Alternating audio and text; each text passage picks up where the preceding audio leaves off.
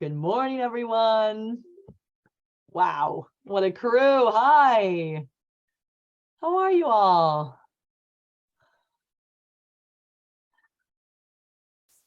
Hi there. Hi, Meg. It's so good to see you. I loved you rocking your Let's Grow Kids hat at town meeting day. That was pretty good. I got to say that hat was very good on you. Oh, thank you. I wish I had turned it so the logo was on the front, but I didn't. And it was so cute of Brenda. That was all on her. She did good. That. Thank you, Hi, Al. Teresa. So great to see you. Hi, Mark. Great to see you as well. Thank you for coming. Julie, hi. Shara, how are ya? Long time no see. Brian, Erin. This is the first time I think I'm seeing Erin in official capacity in her new role as Executive Director of First Children's Finance. Gosh, this is just, so exciting. Alan, hi. Sight for sore eyes. How you doing? Really good to see you. Hi, Tom. Hi, Seth. Hi, Matt. Great to see you all. Jim, welcome in. Hi, Stacy and Susan and Aaron, Tammy. Good to see ya. Hi, Jim. Nice to see your face. And Chris, I know you're there somewhere. You all, thank you for just being here and your incredible support and engagement on this work. It continues on, as you well know, and it's going to be exciting to have a chance to just really dig into it together with you all. Can't wait to hear what's on your mind and what kind of questions you have. Hi, Evan. Nice to see you. Good to see you too. We're just going to give another minute for folks to join, and then we'll dive into the program, which is almost primarily discussion. You'll be happy, hopefully, to know. So start thinking of your questions. Nice to see you there, Maggie. Big week coming up next week, Matt. Early Child Day at the legislature. Excited for that. You guys, everything ready to rock? Yep, just working on last chance for people to sign up and go to our website. I'll drop it in the chat. So next Wednesday, big day for us, all day workshops and lunch with legislators. So still room if you want to join in. I love it. Hi, Dimitri. You're incognito as Seth, but we know who you are. You can't pull one over on us. Yeah, maybe I locked him out of the meeting. No, I'm here. Here. I had to do some late minute sharing there. You know, as the mother of identical twin boys, you guys, you can't trick me like that. I actually just saw an article about a mom who had to take her identical twins to the police to tell her who was who because she lost track of who was who. I was like, that's interesting. I guess it's because fingerprints, right? They're the only thing that's different about identical twins. I'm looking at you, Alan, to fact check me here. Gotta have an epigeneticist on hand. Well, often the hair whorls. Have you checked your hair whorls? The hair whorls also often, though not always, go in opposite directions. The hair whorls. Okay, so one's the like south of the border toilet flush, and the other one's the north of the border. I know this quickly, both as a medical geneticist, but also as the son of an identical twin, who the story for them when this was back in 1898 when they were infants. My grandparents came home from the opera, which is apparently what couples did in those days, and to find the babysitter doing the one thing you don't want any babysitter to be doing, which was sitting in the living room just bawling her eyes out. Oh, no. And my grandmother finally got out of her that she was so upset because she had given the babies a bath as she was supposed to, had taken the colored ribbons off of their wrist in doing so, and didn't know which was which to put them back together. Oh, no. So my grandmother made what apparently was, she always claimed was sort of a vaguely educated guess as to which was which. Just put the ribbons back on, and I'm happy with it because otherwise I would have been named for my Uncle Manfred instead of my Uncle Alan. It's much better, Alan, I think these days. Manfred, that's a good one.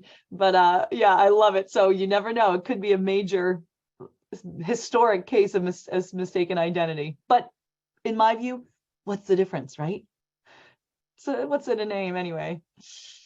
It's so good. It's so good to see you all. I'm just looking at some new folks coming in. I think we'll get started. Susan, hi. Trish, how are ya? Lisa, good to see you down there in Norwich. Who else we got? Lori, hi, up from Northshire. We have someone on the phone. I'm not sure who you are, but welcome. Glad to have you. Okay. You ready to get started? Yes, I think so, Hannah. Take us away. Wonderful. All right. Hi, everyone. Thank you so much for joining us today. For those I haven't yet had the opportunity to meet, I'm Hannah Burnett. I'm the Director of Campaign Giving and Employer Engagement for Let's Grow Kids.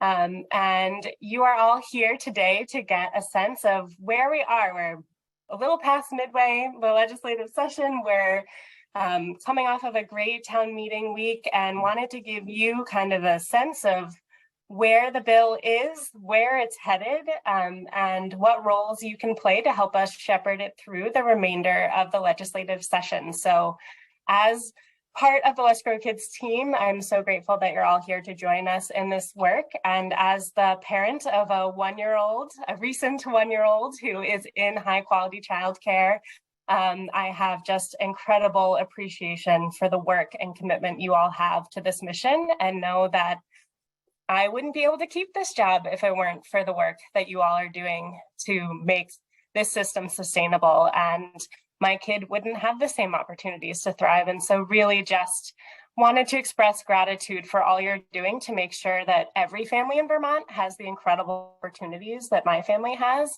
and that every early educator, like my teachers in the Hummingbird classroom, are recognized and celebrated and compensated for the work they are doing to help my kid grow and thrive. So without further ado, we'll get into the details, the nitty gritty with Allie, and I'm really excited to see what comes in the next few weeks. We've got a lot on the deck.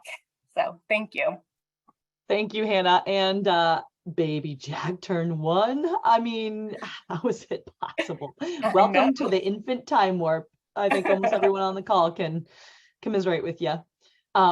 Thank you all so much for coming. Seriously, it means so much. You come and you show up and you come again, and then you ask questions and you dig deep, and this is why we are where we are, which again, I think I've been joking. In January, I started using the word historic. This is historic and this is historic. And the team was like, Allie, there's not much to go up from historic. You sure you want to be using that in January?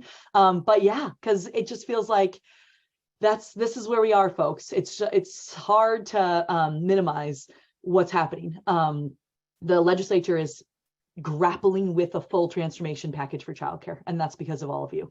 And it's happening. We're in the fight. We are squarely in the fight. So I'm just going to spend really a scant few minutes regrounding us in where we've been, where we are, and where we're going. But as I said, the majority of this is for conversation. What do you need? What would you like to know? What are your observations? What questions do you have? So here we go. The back, the present, and the future. As you remember, we started all this, coming hot off of a historic election. So lots of historic things, where we're able to really elevate the issue of childcare with a significant number of childcare champs, who many of whom ran on this issue, many of whom from all sides of the aisle basically said, this is what Vermont needs, and I'm committed to doing this. So we really were able to, as we went into the start of the legislative session, socialize what our goals as a movement were with the elected officials. And I'll remind us here, every child in Vermont who needs access to childcare can access it, can access quality childcare. Families spend no more than 10% of their household income, and early educators are compensated and supported, right? That is so crucial. I will say it's been a gift for me in this, position to be able to have this measuring stick that we have, really coalesced around over a decade as a community.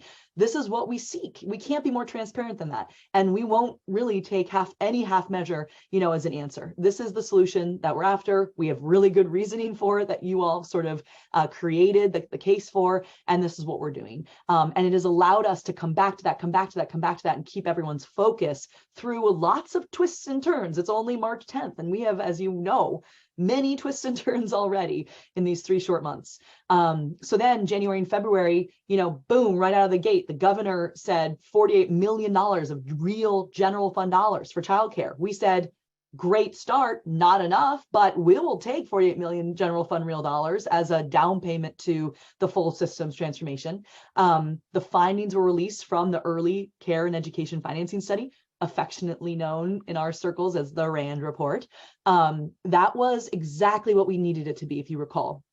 The legislature, they will not act on sweeping transformation if they don't feel like they have objective numbers and a blueprint that helps direct them and move forward. And that's exactly what that did. It gave permission to say, here are the numbers.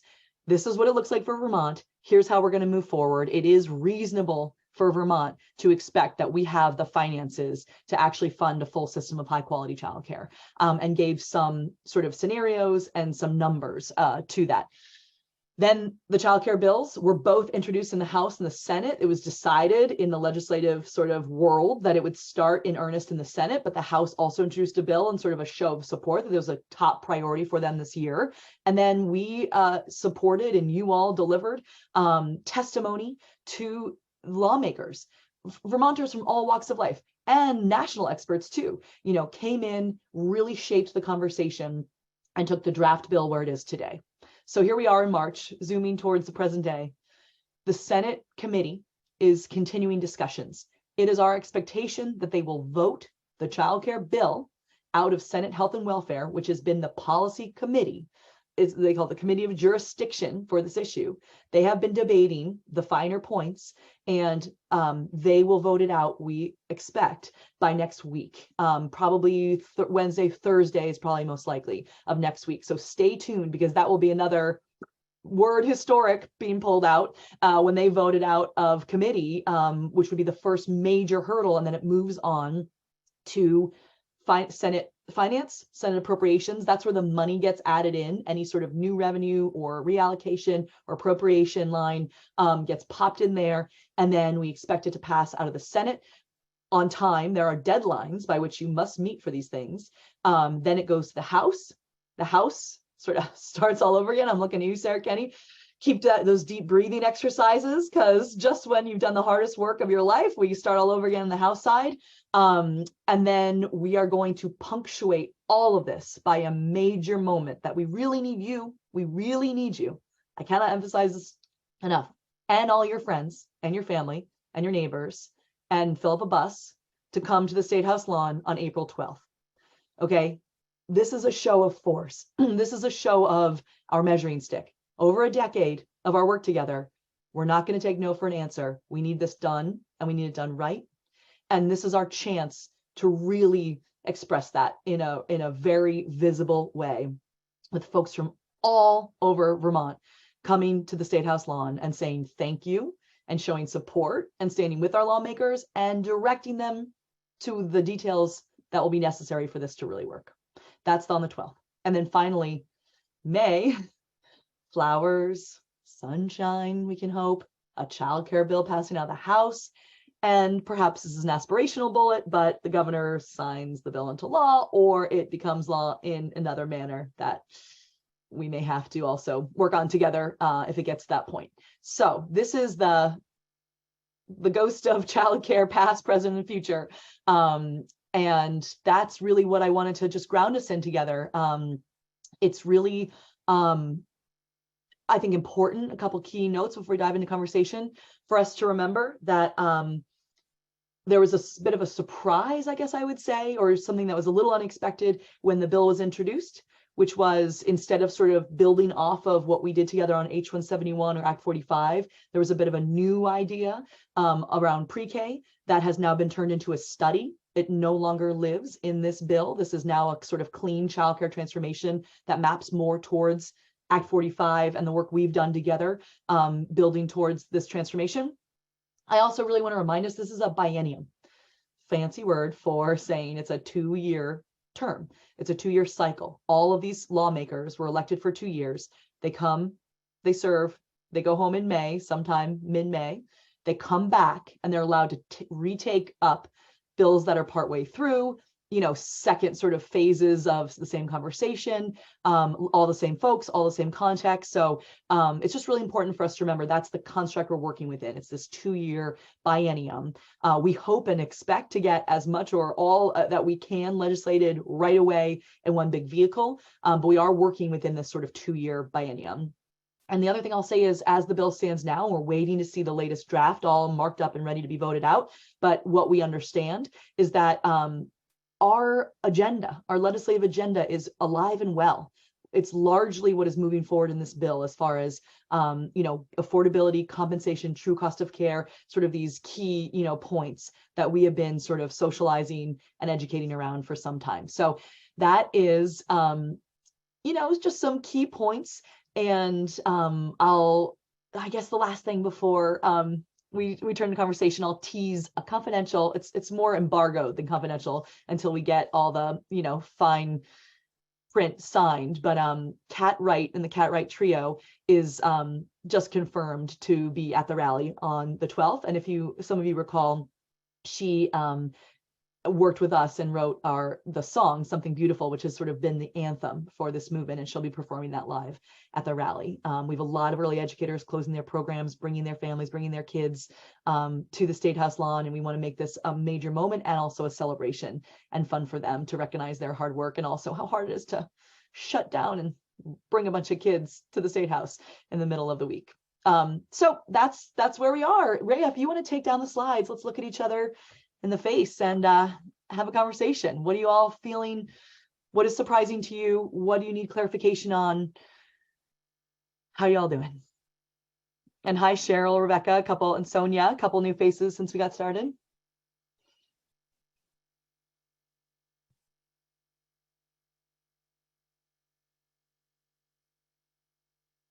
Thank you, Rachel. Good reminder if you want to get pumped. Rachel's put the music video for Cat Wright in there. Okay, Dimitri, I see you. Allie, do you have a feel for whether we can get to that 450% CCFAP cap with the dollars that are already on the table without any new revenue? I know that the revenue parts of this bill have been slow to come. Just curious if you guys have run the numbers on that. Great question. Sarah, I'm going to have you come in after I give the first pass here, okay? So again, some of this is fully on the table and known, and some of this is conjecture based on our deep work, in the building over the past couple of months. But basically, I would say we've been promoting more than 450% poverty, Dimitri, as the first year number. And I think, as you all well know, it's very important we get this piece right. In our white paper and all of our work, we have been very clear. You scoop the biggest basket of families in year one for effective implementation. And then you sort of finish the job on affordability threshold, of percentage of poverty and what families are eligible from an income perspective in year two, when you start paying the true cost of care, which is the full compensation scale with benefits for early educators. So that's the sort of always been the construct. Year one, as many families into CCFAP as you can. Year two, kind of sort of finish the CCFAP expansion when you do the addition of that true cost of care. That's what they are talking about. So I have to say, I am sleeping better for the moment. That doesn't mean we can keep sleeping better until May, because the conversations we've been having of late really make it clear that committee and the other important leaders in the Senate understand sort of this construct that we have been sort of hammering home. One, you got to get affordability right. And if you underdo it, it's problematic, for lots of reasons that you well know. It's problematic for the finances for the childcare program. It's problematic for employers and employees, right? So that's really important. And we're starting to see some realization about that finally. The second thing is you got to get the compensation for the educators right. And these two things must go in tandem. So that's what we've sort of been hammering home. And the way that the discussion is going, they really seem to understand that. So what I see them doing, Dimitri, is seeking to find as much money as possible in year one to get up to a 600% or as close to 600% as possible. The money will all start to get plugged in now, and this will be more revealed. We don't know numbers yet. We don't know revenue sources yet. If they pass it out by Wednesday, Thursday of next week, it hits Finance Committee, it hits Appropriations. That's when they're going to sort of be doing that, juggling of plates where you got the policy pieces here and they got to map to the number pieces. You guys might be thinking, because this is what I have thought many times in the past, there's not enough time for them to have this bill visit Finance and Appropriations Committee. What I understand of how the building works, the State House works, is conversations are always happening, from day one, especially with the money folks. So I think there's a very good chance that they can visit efficiently these two money committees and get those details plugged in pretty effectively. So this moves fast once it gets out of health and welfare. So does that answer your question? We're really Yep. hammering about a 600% of poverty, not the 450, Yep. and explaining why. Yeah, that's great. That's consistent with our messaging. Really, love to go even higher, but as many in as possible is what we're asking for. And the way we talk about it is near universal, and to get to that 10% affordability, because you can't reverse engineer that 10% affordability if you're not hitting those thresholds of 600% of poverty and then up to maybe 900% of poverty for the fully loaded system. Awesome. Thank you. Sarah, can you add some?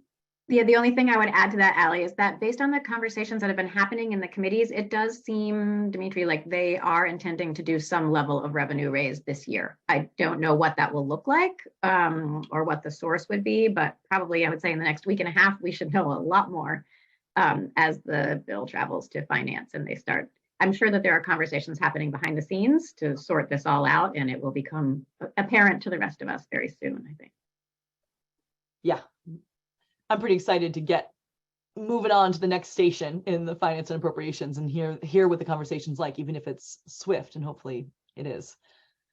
Thank you for that great question. I just want to welcome a couple more folks I see here. Michael and Christina, great to have you. Really appreciate you all joining. Did I see another question? Feel free to raise your actual hand, your virtual hand. Any observations? I'll ask one, Allie. Great, Meg. So I attended the Bridgewater town meeting on Tuesday, as I'm sure many of us did in our hometowns. And our state senator, Allison Clarkson, showed up and remarked about her perception of how things are going with the top 4 priorities. Childcare was her number 1 that she talked to. She did a great job, I thought. However, she made this sort of, she inserted this clause in the midst of all of it about how small business leaders who have been strong proponents are beginning to get cold feet because they're just nervous. They don't know what it's going to look like for them. So my question, or my wondering, I guess, is how might we leverage our known confirmed business leaders in each of our regions? How might we be helpful in talking to them about them controlling the message, about their confidence and their loyalty to pushing this through? So I guess I'm asking how we've got an amazing group represented here. How can we all be a little bit more helpful in this particular area? I would love to get to some of the small business owners and just confirm our confidence and that this is going to be helpful to them, not a curse. I love it, Meg. I always hold my breath a little bit when you hear inserted a clause. What clause? No, there's no room for clauses.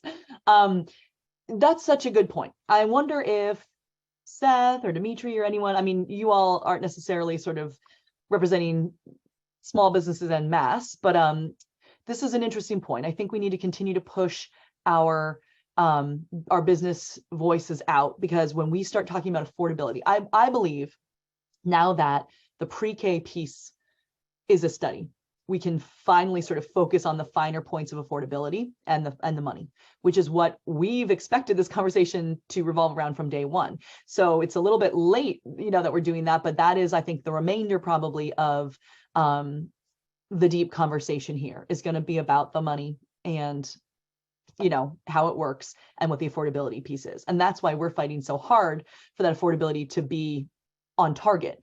Because if it's not, that's when it really does hurt, our businesses and those workers that fall in sort of that missing middle. You hear people talk about the missing middle a lot, especially with housing. I don't know why we're not talking about it more with childcare, because if you don't go high enough on the affordability, you really do miss out on those folks that probably have 2 parents working, which is why they don't quite make that affordability threshold, but they certainly need that support with childcare, especially to stay in their job. So these are, I would say, yes, we do need to highlight business leadership continually, especially as the conversation turns to money and how this all works, especially as we have to make our case about that affordability threshold and how it works.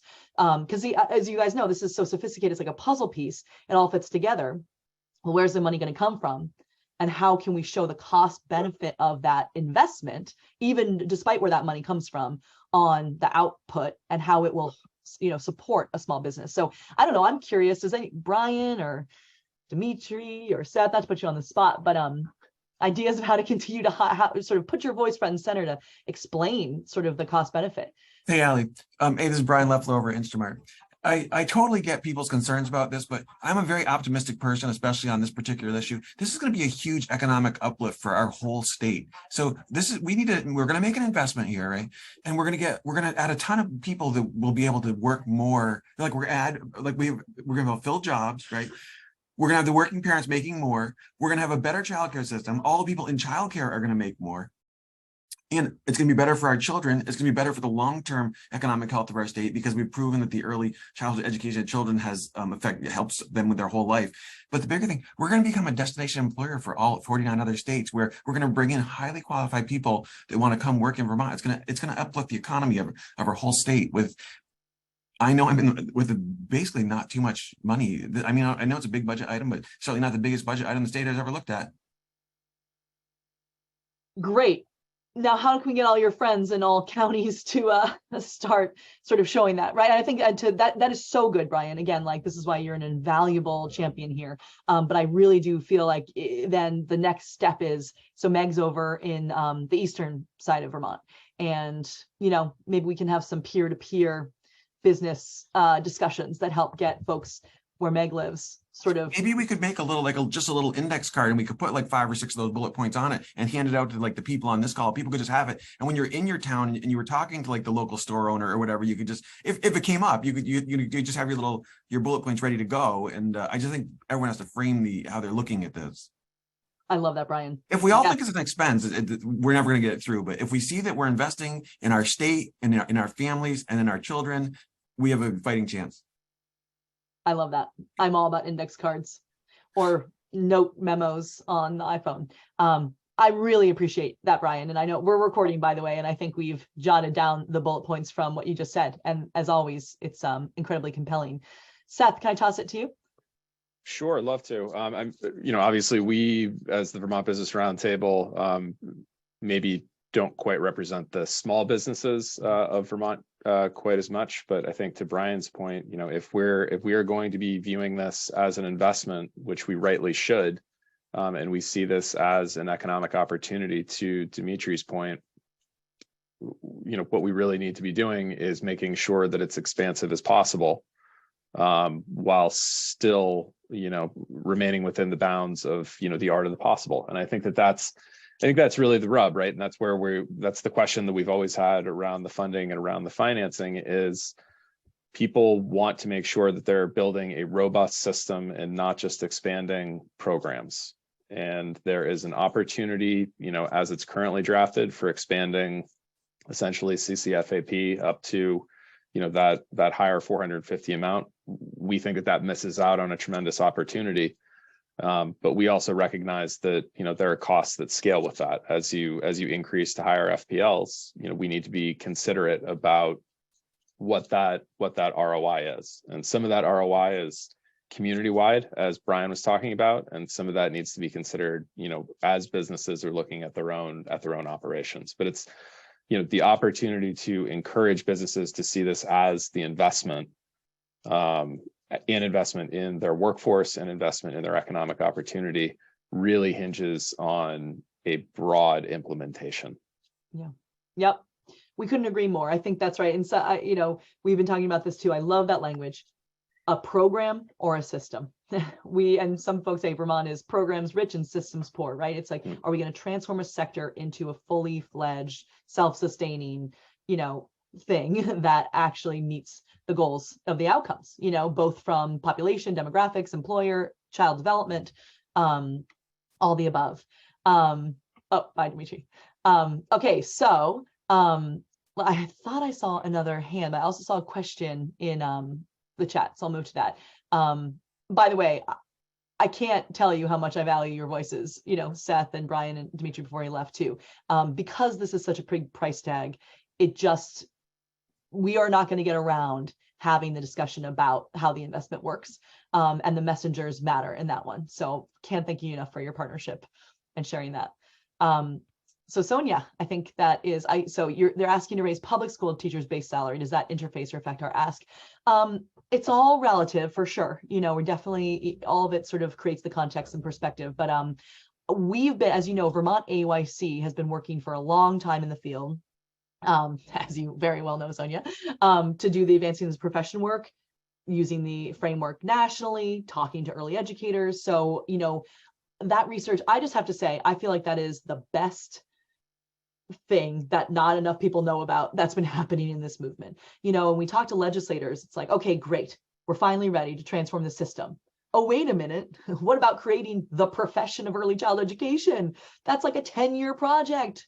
Oh, you've already been working on it for over 10 years. Thank you. You know what I mean? Like, that's the conversation in committee. They're like, well, we can just make sure we understand it well enough. And they put in a study for the true cost of care that mostly looks at the comp scale, you know, with comp and benefits, with pay and benefits. And right now, it looks like that's due for the end of this calendar year, which is perfect timing, right as we've suggested that for next year, they take it up, put the finer points in and legislate that actual, you know, pay scale. So I'm sure they'll be talking about how these other factors, like other professions and their wages, map to the compensation scale that emerges in this study and in the Vermont AYC work, and all those things will be coming together. But you know, what I think the main thing is, you all have built something that is incredible, and it's sort of like Teflon because of how much work you put in, how much research, how many voices from the field. So I think that you all are really in the driver's seat, even with the legislature, to make sure that that comp scale is what it needs to be for next year's legislation. And it's really exciting. Sorry, guys. Ali, there was another question in the chat that I can take while you discipline the pups if you want. The mail person came just at the wrong time. Oh, of course okay, time these better. Sarah, do you want to tackle that one? Sure, yeah. At least you have a mail carrier actually delivering mail to your house, which is not true of everybody in Vermont right now. So the question was a great one from Tammy about if legislation is passed, how soon will families see changes in eligibility for CCFAP? And that is a little bit of a moving target right now. So the expansion that they're talking about will be phased in, as Ellie said, over 2 years. And they're trying to go as far as they can in year one. They have heard from the Child Development Division that because everything comes back to IT, right? The IT system will need to be reformulated, and they're still in the process of finalizing module 1 of the 4 or 5 modules that they're designing for the new IT system, which we got funded for them like 3 years ago, I think now, more than 3 years ago. So it's been a very slow process. So they heard that due to the implementation through the IT system, the earliest they could do the expansion of eligibility for CCFAP would be January 1st. So the current draft of the bill has that, the expanded CCFAP going into effect. It would have been for July 1st of this year when the new fiscal year starts, but they heard, and I think it's reasonable that CDD wouldn't be able to pull together the IT transformation in such a short timeline between the bill passage in May or June and the start of the fiscal year on July 1st. So that would take effect on January 1st. And then the second round of expansion would take place either in July of next year or January of the following year. Those are some details they're still working out in the draft. And again, I know Ali said this at the start, but it's important to not get attached to any details in the bill. And I say this a lot because we do still have the House to get through, and they may have very different ideas about how to structure all of this. True, very good point. Tom is asking who is on the committees. Let's see. Oh, my dog is still barking. I'm so sorry. She's very thorough. So Senate Committee on Finance, which is where it goes first, is Ann Cummings is the chair. So Tom, glad you asked. She's your senator. Mark McDonald from Orange County. Chris, oh, wait a minute. I'm looking at the wrong session. I was like, wait a minute. No, you're on track so far. That's right. So Chris far. Bray. Chris Bray. Yeah. Yep. And he's from Addison County. Cheryl just had to get off, but some great Addison County champs. Senator McCormick, also from Orange County. Randy Brock from Franklin County. Senator Ram Hinsdale from Chittenden County, and Thomas Chittenden from Chittenden County. So that's Senate Finance. They're first up. well, they'll be sort of debating that. So we've got folks who cover all that ground. And again, we do, as you all know from working with us, we do sort of our general advocacy pushes, like, here's what you need to know this week. Here's the form. Please contact your senator, your, rep, whatever it might be at the moment, with a general sense of this is what they need to hear right now. But if you all have relationships with any of these folks, thank you, Teresa. Great to see you. If go for it. And you know what to say. It's always the same stuff, and it's the index card, and we can support you with talking points. But the idea is keep on the principles. We want to keep it high and dry. Affordability, get it right. Don't underdo it. It will be damaging if you underdo it. 10% of income is what we're shooting for as a goal. That's how we market the state. That's how we get everything that Brian said earlier about ROI. If you shortchange that, the system doesn't really work, to Seth's point, but also you can't market it, right? We're not the place to come for high quality affordable childcare. So it really would be inefficient and wasteful. So that's a really important point. And if you need support in talking about that, let us know. But it's this idea of got to get the affordability right. You got to get the compensation right, and they have to go together. Sarah, would you add anything to that? Nope, I was just going to put in the chat who the Senate Appropriations Committee members are too, because we have some great champions on there. Yes, here they are. So Jane Kitchell from the Northeast Kingdom, Andy Perchlik from right where I'm sitting, Washington County, Richie Westman, who's been a wonderful champ. He's a Republican. We love the bipartisan nature of this. And Sonia, you know him well, from Lamoille County. Senator Starr, also from the north of the northeast part of the state. Thank you. And Senator Sears from Bennington. And I know Dimitri talks to him regularly. Senator Baruth from Chittenden County, and Senator Lyons from Chittenden County too. So those are the folks to know. Thanks for asking, Tom. This is where we are at in this work, this level of personal discussion and support. And again, by the way, the old expression that I've modified for Vermont, you get more with maple syrup than you do with vinegar. These folks need to hear from you. They need to hear your support. They need to be thanked. They are doing really hard work. We're asking for, remember, historic, only a historic whole sector transformation. You have to have some bravery, you have to have some courage to do that and to dig in. And so, I would always start with, thank you. I see you're working on this. I see you're digging in. I've got your back. And don't forget affordability, comp, and do them together. Oh, great question, Julie. Okay, so Julie's asking about early childhood educators being 100% eligible for CCFAP. Sarah, could you answer that? But as you do, it's a great teaser, Julie, and reminder.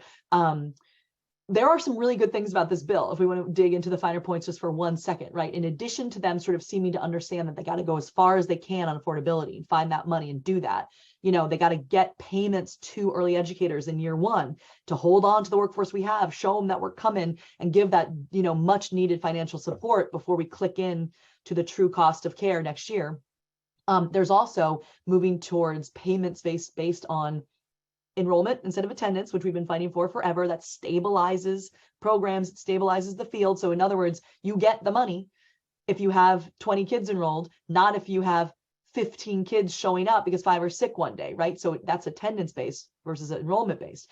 It just doesn't make sense. It's not a stable funding stream to really operate your business upon. So that's, so far, as Sarah said, don't get attached, but there are some really good things in the bill, and we have to keep celebrating what they have kept in there, put in there. That's one of them. Another one is non-citizen eligibility for CCFAP, which is a fantastic eligibility, increase. And Sarah, can you speak to this other piece and where it is? Yeah, it's such a great question, Julie. And we have been recommending this to them as they move toward, closer to universal eligibility for CCFAP and a more expansive sliding scale, which would likely scoop in most people working in childcare programs as they move toward that. We have been recommending to them that they just create a categorical eligibility for people working in childcare programs. It's not in the latest draft of the bill at this moment. And in part, that's because we're waiting to see, I think, how far they can go, because they might be able to scoop enough that essentially they're accomplishing that just through CCFAP expansion more broadly.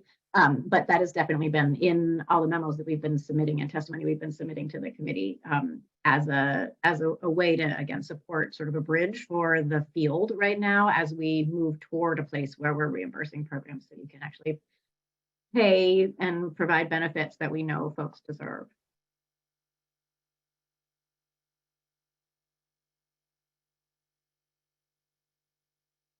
Other questions?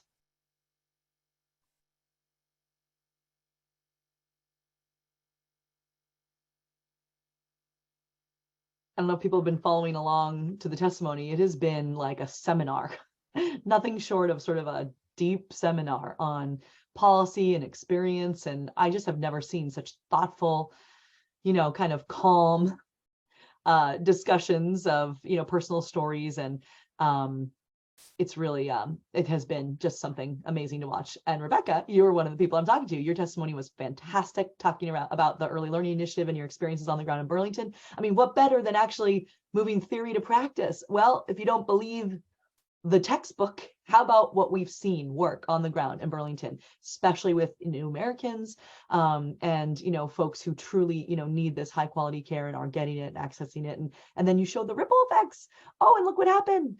A mom got into career training, got a job, can support her family now. I mean, it's just amazing, just goosebumps all around, and really impactful.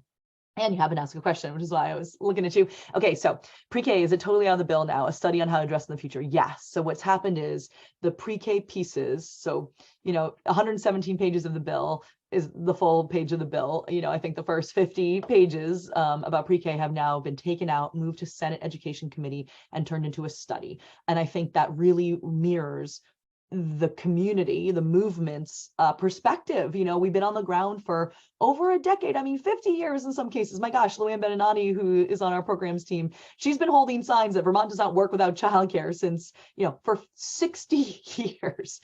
So basically, what we have found in the conversation was this was an 11th hour idea tacked onto a very linear full sectoral transformation. We all support the idea of increasing universal pre-K. That is well trodden in our experience and academically, and best practice, but it has to be with the best outcomes of kids and families in mind. We have to understand, what it looks like. And I will say, I'm not sure everyone totally understands when you say full day, full year pre-K, that it doesn't mean work day, full calendar year, and that's what we have heard from families and early educators and employers, that they need. And so these are really important points that need to be in the study that we hope will then turn into sort of a more effective and a more sort of vetted conversation on how best to move that piece forward. Sarah, so you put in a clarification also about how it all rolls forward. Can you clarify? Yeah, I just wasn't sure if that was, I know you know this, I just wasn't sure if this was clear from the way you were saying it, that the proposal to move all 4-year-olds into public schools is no longer in the bill. There will be a study in the bill of how to expand universal pre-K, and that the Education Committee is drafting is going to give to the Health and Welfare Committee to put into their final version of the bill that they vote out this week. And that will still take into account Act 166, what's already there, and that could potentially be expanded as well. Is that what? We hope so. That's what we've been advocating for. We don't know what the language will. They're working on the language this week, so we'll know more on Tuesday. Okay.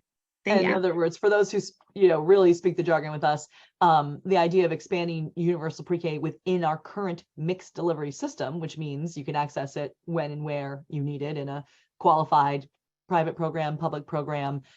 It's what we've seen in Vermont. It's what we have been advocating to build upon. It's also best practice, and it much more maps to the needs that we have been hearing, on the ground for many, many years for what kids and families need. So we heard a lot of that echoed through testimony, both from folks within Vermont and outside Vermont. Including Stacy Otis, who's on the call right now, gave some great testimony. Yes. I just saw Susan Titterton put in a note in the chat around the tiered compensation system that they're going to be having a report back on in the bill. And Susan gave excellent testimony to the committee about that piece, and they listened and included Vermont AUIC in that. There are a number of folks here who've given really powerful testimony to the committee. That's really informed what's coming out. I did want to add in one more piece, Allie, about a number of folks are commenting on the workforce pieces. There's not related to S56, but in the Budget Adjustment Act, which is, I think, headed to the governor, there is a little bit of a sleeper issue in there, which is an expansion of the Student Loan Repayment Assistance Program that was created in Act 45, which provides up to $4,000 in student loan repayment assistance to people working in the field. And the legislature in the Budget Adjustment Act is expanding that so that there's no longer, right now, you have to have graduated in the last 5 years. They would remove any time cap from that. So anybody working in the field who has student loans would be eligible.